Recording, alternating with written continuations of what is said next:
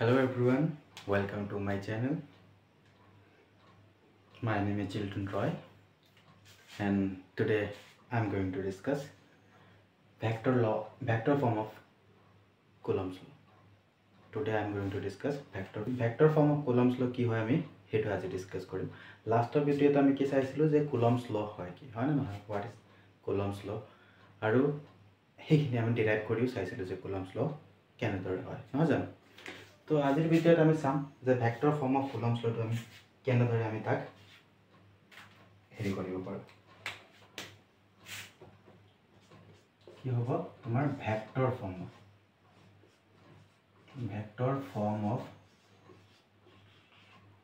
of কুলম্বছ ল ঠিক আছে ভেক্টৰ ফৰ্ম অফ কুলম্বছ ল আচ্ছা ভেক্টৰ ফৰ্ম অফ কুলম্বছ লৰ কাৰণে আমি কি কৰিব লাগিব প্ৰথমতে আমি কি কৰিব লাগিব আমি দুটা চাৰ্জ ল'ব লাগিব লেটস সে q1 এটা চাৰ্জ আৰু q2 আন এটা charge let us suppose two charges q1 and q2 are separated by a distance r ঠিক আছে separated by a distance r ঠিক আছে r placed in air medium বায়ু মাধ্যমত দুটা আধান q1 আৰু q2 বায়ু মাধ্যমত r ব্যৱধানত ৰখা হৈ আছে ঠিক আছে আচ্ছা ঠিক আছে এতিয়া কি হ'ল যে let's say r21 be the position vector from q1 to q2 a directional position vector বলে হৈছে এটো ঠিক আছে আচ্ছা আৰু এটা বলে r12 is the position vector from q2 to q1 ঠিক আছে q1 or পৰা q2 দিশত থকা position vector হৈছে তোমাৰ r21 suffix আৰু q2 পৰা q1 ৰ দিশত position vector r12 ঠিক আছে position vector r12 এইকেইটা আমি পালো ঠিক আছে এই গোটেইখিনি কিহত আছে এয়াৰ মিডিয়ামত ৰখা আছে ঠিক আছে আচ্ছা লেটস সে যে F21 force on charge 2 due to charge 1 F21 এটা কি হৈছে যে Q2 ৰ ভাবে Q1 ৰ ভাবে Q2 ৰ ওপৰত লগা ফোর্স ঠিক আছে আনটো হল যে F12 কি এটা এটা বলে কি যে force on charge 1 due to charge 2 ঠিক আছে Q2 ৰ ভাবে Q1 ৰ ওপৰত লগা বল F12 ঠিক আছে এইটা আমি পালাম এতিয়া according to Coulomb's law কি আছিল according to Coulomb's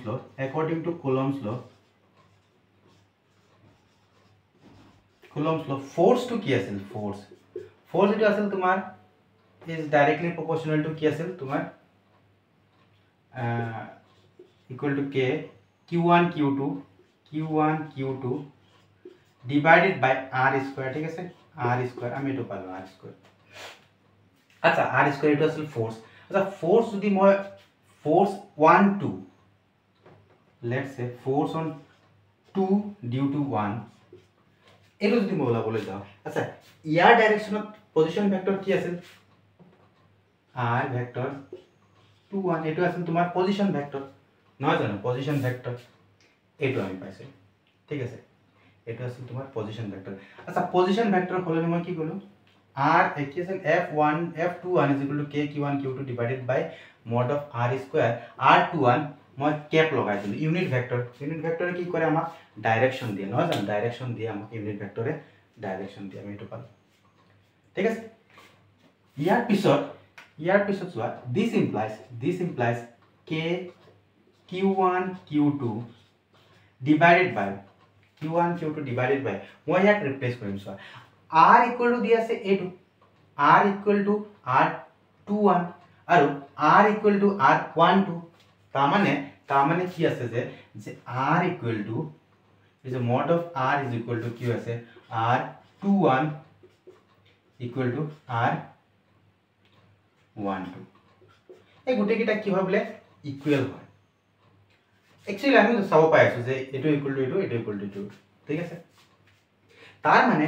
মানে ইয়াক মই ৰিপ্লেস কৰিব পাৰিম হে r 2 1 এৰে r2 1 এৰে মই ইয়াক ৰিপ্লেস কৰিব পাৰিম ঠিক আছে আৰু ইফালে থাকিল কি যে 2 1 কেপ থাকিল this implies মই ইয়াক লিখিব পাৰিম this implies বোলে যে f21 equal k q1 q2 divided by মই ইয়াক লিখিলো r21 ঠিক আছে r21 mod square আচ্ছা এটো আছে ইউনিট ভেক্টৰ নহয় জানো আচ্ছা আমি জানিছিলো যে যদি এটা ইউনিট ভেক্টৰ এনেকা ইউনিট ভেক্টৰ হয় তাক আমি এনেকা লিখিব পাৰিছিলো হয় না নিশ্চয় আমি এনেকা পাৰিছিলো তাৰ মানে ইয়াক আমি কি কৰিব পাৰিম ৰিপ্লেস কৰিব পাৰিম তাৰ মানে ইয়াক মই r21 vector divided by r21 mod বুলি মই ইয়াক এনেকা লিখিব পাৰিম ঠিক আছে তাৰ মানে that means আমি কি লিখিব পাৰিম আমি লিখিব পাৰিম যে f21 equal k q1 q2 divided by r21 cube বুলি মই লিখিব পাৰিম যেহেতু একো নাই মানে 1 আছে না আৰু ইফালে মই r21 ভেক্টৰ বুলি মই লিখিব পাৰিম ঠিক আছে আমি এটো পালো সিমিলাৰলি আমি কি লিখিব পাৰিম যে f12 equal to same process আমি f12 যদি আমি ফাইন্ড আউট কৰিব যাও তেতিয়া আমি পাম k q1 q2 divided by r12 cube আৰু ইয়াতে আমি পাম r12 ভেক্টৰ আচ্ছা মই যেনেকা কলো সেম কথাখিনি তুমি লিখিলেও তুমি হেৰি কৰিব পাৰিবা সেম টু সেম প্ৰথমতে যিখিনি কৈছিলো যে let us consider q1 q2 two charges are placed in air medium and distance separation between these two charges r vector r বুলি মই এনেকা লিখি তুমি গুটেখিনি কৰিব পাৰিবা কোনো প্ৰবলেম নাই প্ৰথমতে যিখিনি কৈছিলো সেইখিনি তাৰ মানে এই দুটা কি পালো এটো এটা পালো আৰু এটো এটা পালো ঠিক আছে তাৰ মানে দেখিলো যে ইয়াৰ পৰা মই ইয়াক যদি ৰিপ্লেস কৰিব খুজিছো মই ইয়াক কি কৰিলো k q1 q2 ঠিক আছে আৰু ইয়াক মই কি কৰিলো r21 লিখিলো r21 বুলি লিখিলো ঠিক আছে r21 লিখিলো এতিয়া সোয়া ইয়াৰ মই ডাইৰেকশনটো চেঞ্জ কৰিলো নহয় জানো ডাইৰেকশন চেঞ্জ কৰিলো আচ্ছা ভেক্টৰৰ ডাইৰেকশন চেঞ্জ কৰিলো তাৰ মানে ইয়াতে মই কি দিব লাগিব নেগেটিভ সাইন লগাব লাগিব হয়নে নহয় ডাইৰেকশন কি কৰিলো মই 1 2 আছিল তেতিয়া 2 1 ললো প্ৰথমতে ইফালে গৈছিল তাৰ অপোজিট টু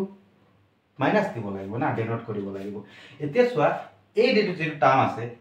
এটো নাথিং বাট কি হৈ আছে সোয়া f12 is equal to কি হৈ আছে এটোই আছে তোমাৰ f কি আছে k q1 আছে k q1 না তাৰ মানে আমি পালো -f21 ভেক্টৰ হয় না f21 ভেক্টৰ আৰু আমি পাইছিলো আমি কুলম্বৰ সূত্ৰৰ পৰা পাইছিলো যে যদি দুটা সমজাতীয় আধান হয় তেতিয়া হেমতৰ মাজত কি লাগে বিকৰ্ষণ বল লাগে হয় না নহয় যদি টু সিমিলার চার্জ হয় then there must be repulsive force আর এই ফোর্স আসলে এটো সোয়া আৰু ইয়াৰ ডাইৰেকশন দিয়া আছে সো এটা ডাইৰেকশন ইফালে লাগি আছে আৰু আনটো ডাইৰেকশন ইফালে লাগি আছে তাৰ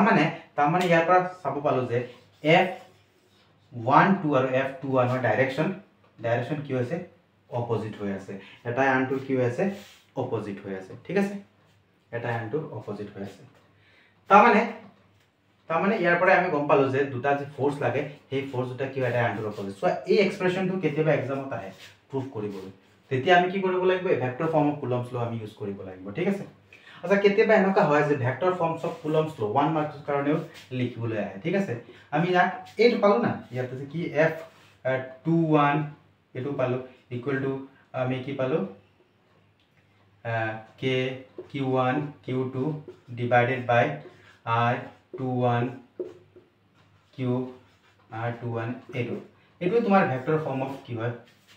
কুলম্বস ল হয় 1 মাৰ্কসৰ কাৰণে যদি আহে আমি ইয়াক লিখিব আছে k ইকুয়াল টু কি আছিল k মানে 1/4 pi epsilon naught আছিল ঠিক আছে k equal to 1/4 pi epsilon naught আছিল ঠিক আছে ওকে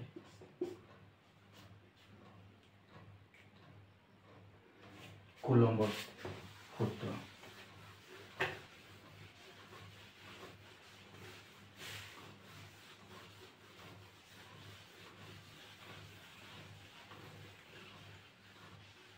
ভেক্টৰ ফৰ্ম অফ কুলম্বছ ল আমি চালো ঠিক আছে এতিয়া চোৱা সাপোজ এটা সিস্টেম আছে ঠিক আছে সুপাৰপজিশন এটো সুপাৰ প্ৰিন্সিপল অফ সুপাৰপজিশন যেটো হয় প্ৰিন্সিপল অফ সুপাৰপজিশন অফ চাৰ্জ যেটো হয় আমি হেতু বস্তু চাম প্ৰিন্সিপল অফ সুপাৰপজিশন অফ চাৰ্জ এটা প্ৰিন্সিপল অফ সুপাৰপজিশন অফ চাৰ্জ চোৱা সাপোজ বুলি আমি কি কৰিলো যে এটা সিস্টেম ললো ঠিক আছে এটা সিস্টেম আছে আৰু ইয়াতে বলে মই কি কলো বলে সিস্টেমত বলে মই এটা চাৰ্জ q0 এটা আছে ঠিক আছে আৰু ইফালে কি কৰিলো বলে মই এটো এটা চাৰ্জ ইয়াতে আছে বলে q1 ঠিক আছে এটো এটা চাৰ্জ ইয়াতে আছে বলে q2 আৰু এটো এটা চাৰ্জ ইয়াতে আছে বলে q3 ঠিক আছে আচ্ছা ইয়াৰ ডিসটেন্স বলে r1 ইয়াৰ কাৰণে বলে r2 সেপাৰেশন যেটো ইয়াৰ কাৰণে বলে r3 ঠিক আছে পজিশন ভেক্টৰ যেটো ঠিক আছে বলে ইমান আমি পালো তাৰ সেপাৰেশনটো এতিয়া চোৱা যদি মই আধানৰ অধ্যাৰোপৰ সূত্ৰ মতে মই যদি কবলৈ যাও তেতিয়া মই কি কৰিব লাগিব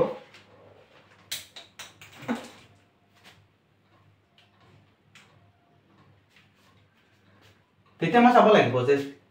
এই যে সিস্টেমত বলে ইয়াৰ ওপৰত কিমান ফোর্স লাগি আছে আমি সেই বস্তুটো উলাব লাগিব so since two charges are placed here and the separation between is r3 r2 here r1 and here r3 since in these systems there are three charges and each charge will apply force on this q0 in this case আমি কি কৰিব লাগিব আমি সে ই ইয়াৰ ওপৰত কিমান force লগালে ই ইয়াৰ ওপৰত কিমান ফোৰ্স লগালে ই ইয়াৰ ওপৰত কিমান ফোৰ্স লগালে সেই গুটেই কিটাৰ ফোৰ্স আমি ফাইন্ড আউট কৰিম আৰু তাৰ পিছত আমি সেই ফোৰ্স কিটাৰ ভেক্টৰ সাম লম আৰু ভেক্টৰ সাম লৈ যি আমি ফোৰ্স ফাইনাল এক্সপ্ৰেশন পাম হেতু হ'ব তোমাৰ আধানৰ অধ্যাৰোপণৰ নীতি প্ৰিন্সিপল অফ সুপাৰপজিশন অফ চাৰ্জ তাৰ মানে এটো হয় যে কোনোবা এটা সিস্টেমত থকা বহুত কিটামান চাৰ্জ আছে যেনেবা আৰু সেই বহুত কিটামান চাৰ্জৰ ভিতৰত যদি এটা চাৰ্জৰ ওপৰত কিমান ফোৰ্স লাগি আছে হেতু যদি আমি ফাইন্ড আউট কৰিবলৈ যাও তেতিয়া হলে আমি প্ৰিন্সিপল অফ সুপাৰপজিশন যেটো আছিল সেই নীতিৰ সহায়তে আমি ফাইন্ড আউট কৰিব পাৰিম ঠিক আছে এতিয়া চোৱা ইয়াৰ কাৰণে যেটো মই ইয়াক কৈছো যে যেনেবা পজিশন ভেক্টৰ r1 লিখি দিলো ঠিক আছে ইয়াক পজিশন ভেক্টৰ মই দিছো ঠিক আছে এতিয়া যদি মই কও যে q1 ৰ কাৰণে ইয়াত ফোৰ্স কিমান হ'ব বলে q1 ৰ কাৰণে ফোৰ্স কিমান হ'ব লেটস সে f1 ফোৰ্স লাগি আছে আৰু হেতু ইকুৱেল টু কিমান হ'ব k মানে 1/4 পাই এপসাইলন নট ঠিক আছে q1 q0 divided by aside separation কি আছে বলে r1 স্কয়ার ঠিক আছে r1 স্কয়ার লাগি আছে তার সেপারেশন টু ঠিক আছে এটো গল f1 ঠিক আছে আমি ইমান পালো f1 ৰ কাৰণে মান সিমিলাৰলি আমি কি কৰিব পাৰিম f2 ৰ কাৰণে আমি পাম f2 আমি কি পাম k q2 divided by f q2 epsilon naught q2 q0 divided by r2 square similarly f3 ৰ কাৰণে আমি কি পাম যে k q3 q0 divided by r3 square এতে তেনে ধৰণৰ যদি n নাম্বাৰ অফ চাৰ্জ থাকে তেতিয়া হলে আমি fn পাম আৰু এটো equal to k qn q0 divided by rn square আমি পাম নহয় জানো এতিয়া চোৱা যে এই চাৰ্জ ইয়াৰ ওপৰত যদি ফোৰ্স লগাব সেই ফোৰ্সটো এনে ধৰণৰ হ'ব f1 ফোৰ্স আৰু ই যদি ফোৰ্স লগাব সেই ফোৰ্সটো এফালে হ'ব f3 ফোৰ্স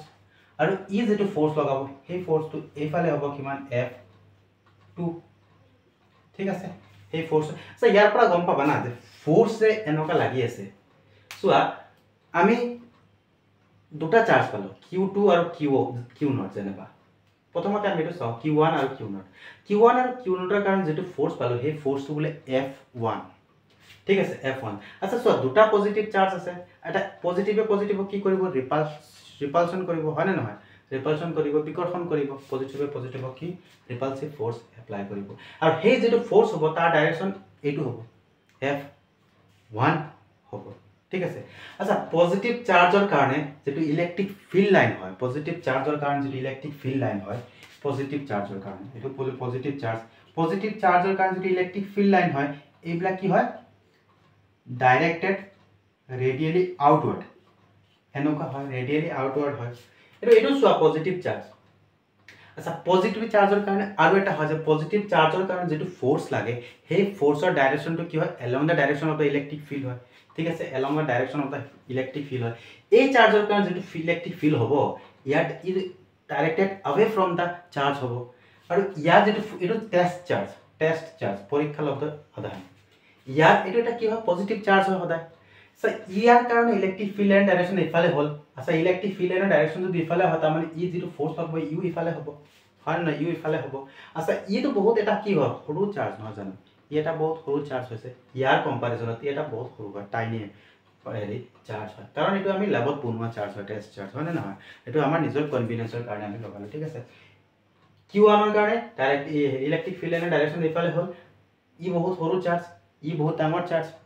ইয়াৰ কাৰণে ইলেক্ট্ৰিক ফিল্ড লাইনৰ ডাইৰেকশন ইফালে আৰু পজিটিভ চাৰ্জৰ কাৰণে যেটো ফোৰ্স লাগে হেতু ফোৰ্সৰ ডাইৰেকশন হয় ইলেক্ট্ৰিক ফিল্ডৰ ডাইৰেকশন ঠিক আছে সেই কাৰণে আমি এটো পালো ঠিক আছে নেগেটিভ চাৰ্জৰ কাৰণে কি হয় electric field line directed towards the charge ঠিক আছে এতিয়া যেটো প্ৰিন্সিপাল অফ সুপাৰপজিশন আছিল প্ৰিন্সিপাল অফ সুপাৰপজিশনৰ কাৰণে আমি কি কৰিব লাগিব গুটেই কিটাক আমি সাম কৰিব লাগিব হয় না নহয় তাৰ মানে ইয়াৰ ওপৰত F নেট যেটো হ'ব নেট ফোর্স যেটো হ'ব সেই নেট ফোর্সটো আমি কি লিখিম আমি লিখিম এই গুটেই কিটাৰ কি বলে ভেক্টৰ সাম হ'ব ঠিক আছে ভেক্টৰ সাম আচ্ছা ভেক্টৰ সাম বুলি ক'লে আমি কি লিখিব পাৰিম তাৰ মানে পাম F1 plus F2 plus F3 plus dot dot dot dot আমি এখিনি পাম নহয় জানো আচ্ছা F1 ৰ কাৰণে কি আছিল F1 ৰ কাৰণে আছিল K Q1 Q0 divided by R1 square আৰু F2 ৰ কাৰণে আছিল K Q2 Q0 divided by R2 square plus K Q3 Q0 divided by R3 square plus dot dot dot এনেকুৱা আছিল হয় না n ৰ কাৰণে আমি এটা পাম বলে K Qn Q0 divided by Rn square ঠিক আছে আচ্ছা ইয়াৰ পৰা সোয়া আমি কি কি কমন লব পাৰিম এটা আমি পালো K আৰু Q0 আমি কমন লব পাৰিম Q0 তাৰ মানে থাকিল কিমান Q1 upon R1 square plus Q2 upon R2 square plus dot dot dot plus Qn upon Rn square আমি ইমানখিনি পালো ঠিক আছে আমি ইমানখিনি পালো এতিয়া আমি ইয়াক কি কৰিব পাৰিম এটো এতিয়া দৰকাৰ নাই ইয়াক ৰাখ কৰি দিও আমি ইয়াক কি লিখিব পাৰিম যে this implies F net equal আমি লিখিব পাৰিম আচ্ছা k আমি 1/4 pi epsilon not লিখি দিউছন 1/4 pi epsilon not লিখি দিও আৰু q not এটা ওপৰত আছে না q not ওপৰত আছে ঠিক আছে এতিয়া সোয়া ইয়াক যদি মই সামেশন আকাৰত লিখি দিও কেনেকা হ'ব I equal to 1 to n আৰু ইয়াক মই কি লিখিব পাৰিম যে qi divided by ri square এনেকা লিখিলে কিবা প্ৰবলেম হ'ব নেকি সোয়া যদি তেতিয়া মই I equal to 1 পুট কৰিম তেতিয়া মই এই টাৰ্মটো পাই যাম 2 পুট কৰিলে মই এই টাৰ্মটো পাই যাম 3 পুট কৰিলে এই টাৰ্মটো পাই যাম n পুট কৰিলে মই এই টাৰ্মটো পাই যাম নহয় জানো তাৰ মানে এটোই আছিল তোমাৰ প্ৰিন্সিপাল অফ সুপাৰপজিশনৰ যেটো প্ৰুফ ঠিক আছে এটো আছিল তোমাৰ প্ৰিন্সিপাল অফ সুপাৰপজিশন অফ চাৰ্জৰ প্ৰুফ ঠিক আছে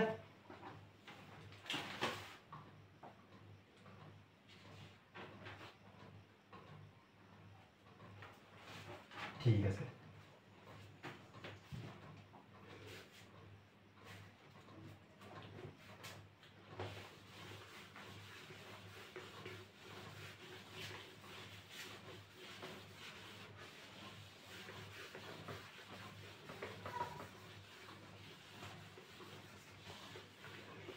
এতিয়া আমি নেক্সট চাম ইলেক্ট্ৰিক ফিল্ড ঠিক আছে নেক্সট হ'ব আমাৰ ইলেক্ট্ৰিক ফিল্ড হেডিং লগাই লোৱা ইলেক্ট্ৰিক ফিল্ড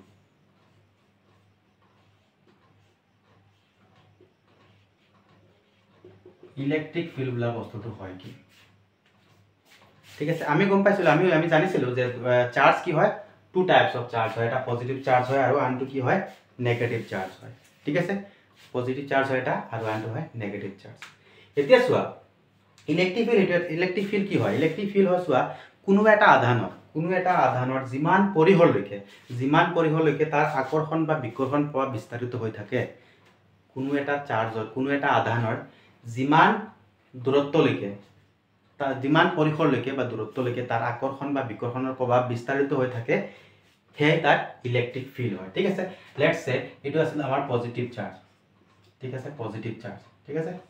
এটা যদি পজিটিভ চাৰ্জ হয় তাৰ মানে হি এটা ইলেক্ট্ৰিক ফিল্ড বনাই ৰাখিব লেটস সে এটো আছিল ইলেক্ট্ৰিক ফিল্ড ঠিক আছে এটো আছিল তোমাৰ ইলেক্ট্ৰিক ফিল্ড এতিয়া এই ইলেক্ট্ৰিক ফিল্ড যে পজিটিভ চাৰ্জে বনালে এতিয়া তাৰ বলে ইমানখিনি বলে কি আছে ইমানখিনি দূৰত্বলৈকে তাৰ প্ৰভাৱ বিস্তাৰিত কৰি আছে তাৰ মানে ইয়াৰ ভিতৰত যদি বেলেগ যদি কোনো পজিটিভ চাৰ্জ আহে তেতিয়া হলে কি কৰিব বিকৰ্ষণ কৰিব ৰিপালশন দিব হয় না নহয় আৰু যদি কোনো নেগেটিভ চাৰ্জ আহে তেতিয়া হলে কি কৰিব এট্ৰাক্ট কৰিব পজিটিভ চাৰ্জ আহিলে কি কৰিব ৰিপেল কৰিব আৰু নেগেটিভ হলে কি কৰিব ই এট্ৰাক্ট কৰিব ঠিক আছে তাৰ মানে এটো হৈছে তাৰ পৰিসৰ তাৰ এটা ৰেঞ্জ আৰু এই ৰেঞ্জৰ ভিতৰত যদি কোনো চাৰ্জ আহে পজিটিভ যদি চাৰ্জ আহে তেতিয়া তাক বিকৰ্ষণ কৰিব ৰিপালশন কৰিব আৰু যদি নেগেটিভ চাৰ্জ আহে তেতিয়া তাক এট্ৰাক্ট কৰিব ঠিক আছে এটো আছিল তাৰ ইলেক্ট্ৰিক ফিল্ডৰ যেটো ডেফিনেশন হয় ঠিক আছে এটো আছিল তোমাৰ ইলেক্ট্ৰিক ফিল্ডৰ ডেফিনেশন সিমিলাৰলি নেগেটিভ চাৰ্জৰ কাৰণেও হ'ব হয় না নহয় নেগেটিভ চাৰ্জৰ কাৰণেও হ'ব যদি নেগেটিভ চাৰ্জ হয় তাৰ কাৰণেও এটা ইলেক্ট্ৰিক ফিল্ড হ'ব আৰু সেই তেতিয়া কি হ'ব যদি কোনো নেগেটিভ চাৰ্জ হয় তেতিয়া ই কি কৰিব বিকৰ্ষণ কৰিব হয় না নহয় তেতিয়া ই কি কৰিব ৰিপেল কৰিব আৰু যদি কোনো পজিটিভ চাৰ্জ আহে তেতিয়া ই কি কৰিব এট্ৰাক্ট কৰিব ঠিক আছে পজিটিভ চাৰ্জ আহিলে এট্ৰাক্ট কৰিব নেগেটিভ চাৰ্জ আহিলে কি কৰিব ৰিপেল কৰিব ঠিক আছে এটো আমি কি পালো ইলেক্ট্ৰিক ফিল্ড কি হয় আমি এই বস্তুটো গম পালো এতিয়া ইলেক্ট্ৰিক ফিল্ড লাইনটো কি হয় সোয়া ইলেক্ট্ৰিক ফিল্ড লাইন এটো বলে নেগেটিভ চাৰ্জ পজিটিভ চাৰ্জৰ কাৰণে ইলেক্ট্ৰিক ফিল্ড কি হয় ৰেডিয়েলি আউটৱাৰ্ড হয় পজিটিভ চাৰ্জৰ কাৰণে আৰু নেগেটিভ চাৰ্জৰ কাৰণে কি হয় ৰেডিয়েলি ইনৱাৰ্ড হয় নেগেটিভ চাৰ্জৰ কাৰণে ৰেডিয়েলি কি হয় ইনৱাৰ্ড হয় এফালে হ'ব এই গুটেখিনি এনেকা ৰেডিয়েলি ইনৱাৰ্ড হ'ব ঠিক আছে ৰেডিয়েলি আউটৱাৰ্ড হ'ব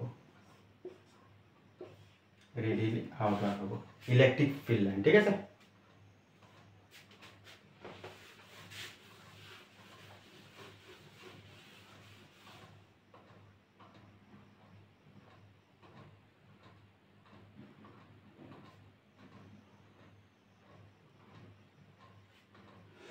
এতিয়া নেক্সট হৈছে ইলেক্ট্ৰিক ফিল্ড ইন্টেন্সিটি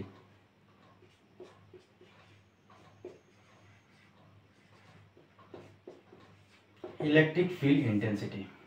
ঠিক আছে ইলেক্ট্ৰিক ফিল্ড ইন্টেন্সিটি বলা বস্তুটো কি হয় সোয়া ইলেক্ট্ৰিক ফিল্ড ইন্টেন্সিটি লেটস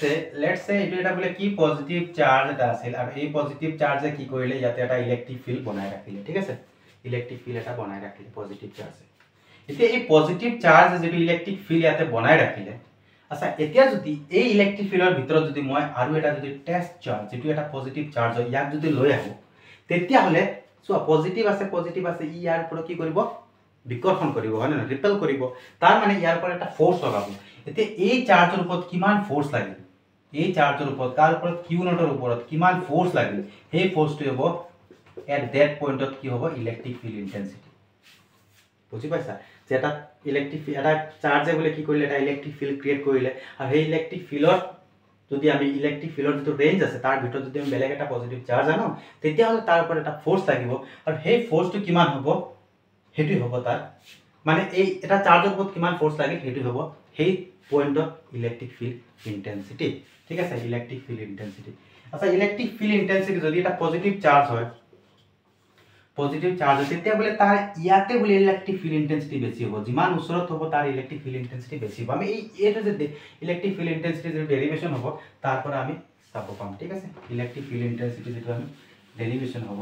এটো আমি তাৰ পৰা আমি চাব পাম ঠিক আছে তাৰ মানে ইলেক্ট্ৰিক ফিল্ড ইন্টেন্সিটি কি পালো E ইকুৱেল টু আমি কি পালো এটা ভেক্টৰ কোৱান্টিটি হয় ফোৰ্স আপন চাৰ্জ q নট হয় ঠিক আছে এটা ইয়াৰ ইউনিট কি হ'ব electric field intensity so force মানে নিউটন আৰু চার্জ মানে কি হয় এটো মানে কি হয় কুলম নিউটন পার কুলম তাৰ মানে ইলেক্ট্ৰিক ফিল্ড ইন্টেন্সিটি ইউনিট কি হয় নিউটন পাৰ কুলম ঠিক আছে ইলেক্ট্ৰিক ফিল্ড ইন্টেন্সিটি কি হয় এটা ভেক্টৰ কোৱান্টিটি হয় ঠিক আছে ইলেক্ট্ৰিক ফিল্ড ইন্টেন্সিটি কি হয় এটা ভেক্টৰ কোৱান্টিটি হয় আৰু তাৰ ইউনিট কি হয় ফোর্স নিউটন পার কুলম ঠিক আছে নিউটন পার কুলম এটা বলে এটা কি পজিটিভ চার্জ আছিল ঠিক আছে পজিটিভ চার্জ আছে এই পজিটিভ চাৰ্জৰ পৰা r ডিসটেন্সত বলে এটা আমি পয়েন্ট ললো p পয়েন্ট আৰু এই p পয়েন্টত ইলেক্ট্ৰিক ফিল্ড ইন্টেন্সিটি কি আমি এটো ফাইন্ড কৰিব লাগে ঠিক আছে p পয়েন্টত ইলেক্ট্ৰিক ফিল্ড ইন্টেন্সিটি কিমান হয় আমি হেতু ফাইন্ড কৰিব লাগে আছে তাকে কৰিবৰ কাৰণে electric field intensity find out কৰিবৰ কাৰণে আমি কি কৰিলো আমি ইয়াত এটা টেস্ট চার্জ ললো ঠিক আছে q নট এটা টেস্ট চার্জ আমি ললো আচ্ছা এই চাৰ্জৰ কাৰণে এই পয়েন্টত আমি যদি ইলেক্ট্ৰিক মানে দুটাৰ কাৰণে যদি আমি ফোৰ্স লাবলৈ যাও ফোৰ্স কিমান হ'ব ফোৰ্স তো আমি কিমান পাম আচ্ছা ইয়া ডাইৰেক্ট ডায়াগ্ৰাম তো হেৰি বনাই লোৱা এটো বলে ইমান ঠিক আছে this expression to আমি চাম এতিয়া ইলেক্ট্ৰিক ফিল্ড ইন্টেন্সিটিৰ এক্সপ্ৰেশন to চাম আৰু তাকে কৰিবৰ কাৰণে আমি কি কৰিম এটা আমি ডায়াগ্রাম বনাই ললো ঠিক আছে এটো এটা প্লাস q এটা চার্জ আৰু প্লাস q চাৰ্জৰ পৰা r ডিসটেন্সৰ এটা পয়েন্ট ললো p আৰু p পয়েন্ট এটা চাৰ্জ q ললো এতিয়া যদি এই দুটাৰ মাজত অকৰ্ডিং টু কুলম্বস ল আমি যদি ফোৰ্স ফাইন্ড আউট কৰিব যাও তেতিয়া হলে সেই ফোৰ্স কিমান হ'ব ফোৰ্স ইকুৱেল টু কি হ'ব k q naught divided by r square হ'ব ফোর্স ঠিক আছে ফোর্স কিমান হ'ব k q naught divided by r square হ'ব তাক মই কি কৰিলো ইকুৱেশন নম্বৰ 1 দিলো ঠিক আছে আকৌ again আমি কি জানো again we know that again from the definition of electric field intensity E equal to কি হয় force upon q নট এটো আমি ইকুৱেশন 2 দিলো না জানো ইকুৱেশন 2 now from equation 1 and 2 we get from equation 1 and 2 we get f equal to k q not divided by r square asel na eto 1 from equation 1 and 2 we get ki palo e equal f or type eto put kora q not divided by r square ar tolot ki ase q not ঠিক আছে this implies ইয়াৰ পৰা আমি কি লিখিব পাৰিম যে k q not divided by r square তলত আছে q not তাৰ মানে q not cancel out q not hall cancel out হল আৰু থাকিল কি থাকিল তোমাৰ e equal k q by r square that means e equal to k মানে 1 by 4 pi epsilon naught q by r square so at a point এটা plus charge আছিল plus চাৰ্জৰ পৰা r distance এটা পয়েন্ট p সেই পয়েন্টত electric field intensity আমি কিমান পালো যে 1 by 4 pi epsilon naught q divided by r square পালো আৰু তাতে ফোর্স কিমান আছিল f equal to 1 by 4 pi epsilon naught q1 q2 divided by r square আছিল দুটা এক্সপ্রেশন আমি পালো ঠিক আছে এটো আমি ইলেক্ট্রিক ফিল্ড ইন্টেন্সিটিৰ এক্সপ্ৰেশন তো আমি প্ৰুফ কৰিলো ঠিক আছে ওকে থ্যাংক ইউ নেক্সট ভিডিওৰ কাৰণে মোৰ চেনেল সাবস্ক্ৰাইব কৰি ৰাখিবা আৰু আপকামিং ভিডিও পাবৰ কাৰণে বেল আইকন প্ৰেছ কৰি ৰাখিবা ঠিক আছে আৰু নোটছৰ কাৰণে মোৰ টেলিগ্ৰাম চেনেল তোমালোকে জয়েন কৰিবা মই ডেসক্ৰিপচনত পিন কৰি দিম ঠিক আছে ওকে বাই থ্যাংক ইউ